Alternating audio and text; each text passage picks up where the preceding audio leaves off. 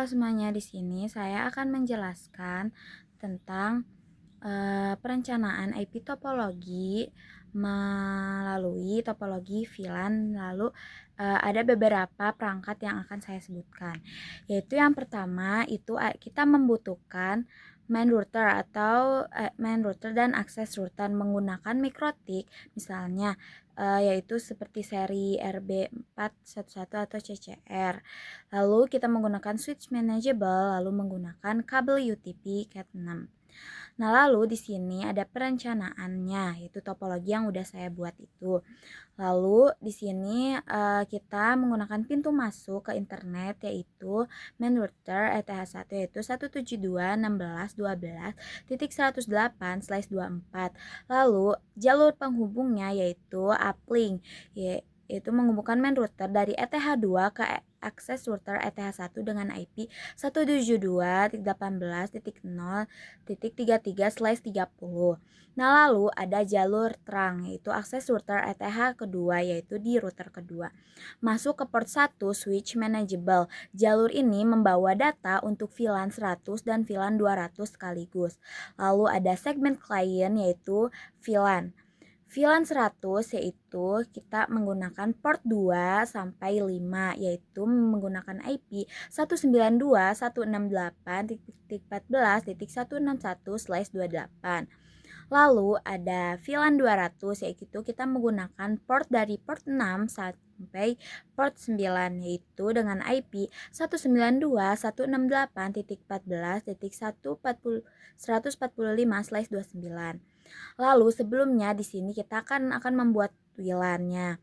Nah, di situ kita akan membuat WLAN itu untuk WiFi. Di sini WLAN-nya atau wireless-nya itu yaitu IP-nya 10.10.10.10/24.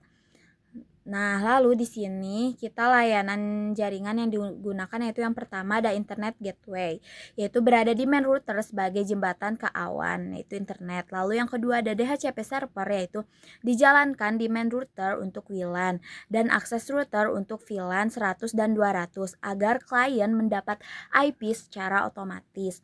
Lalu yang ketiga ada default load, yaitu static, yaitu mengarahkan semua trafik dari dalam jaringan menuju ke internet, yaitu kayak simbol panah ke awan. Lalu yang keempat ada dynamic router, yaitu digunakan di jalur uplink supaya main router dan akses router bisa saling bertukar informasi alamat IP secara otomatis. Lalu yang kelima ada VLAN, yaitu virtual LAN, yaitu memisahkan kelompok klien di port 2 sampai 5 dan port 6 sampai 9 agar tidak saling mengganggu secara trafik. Lalu bagaimana klien bisa internetan? Oke. Jadi alurnya itu klien VLAN perangkat di port 6 VLAN 200 ingin membuka YouTube, data dikirim ke switch. Lalu ada tagging, yaitu switch memberikan label VLAN 200 pada data tersebut dan mengirimkan lewat port 1 yaitu terang menuju akses router. Lalu ada routing dinamis, yaitu akses routers menerima data lalu melihat tabel route hasil dynamic route. Data kemudian diteruskan melalui jalur uplink ke main router. Lalu ada gateway dan NAT, yaitu di main router data dipasangkan dengan default route untuk keluar ke internet. Sebelum keluar, IP lokal kamu disamarkan menjadi IP publik melalui proses NAT. Lalu ada internet, yaitu data sampai ke server tujuan dan kembali lagi melalui jalur yang sama. Lalu alur klien WLAN, yaitu kita koneksi dulu ke HP atau laptop, yaitu terhubung ke sinyal WiFi yang dipancarkan main router. Lalu ke dynamic network, yaitu Lalu ada dynamic network itu karena WLAN berada langsung di main router 10.10.10.1 itu IP-nya, data tidak perlu melewati akses router atau switch.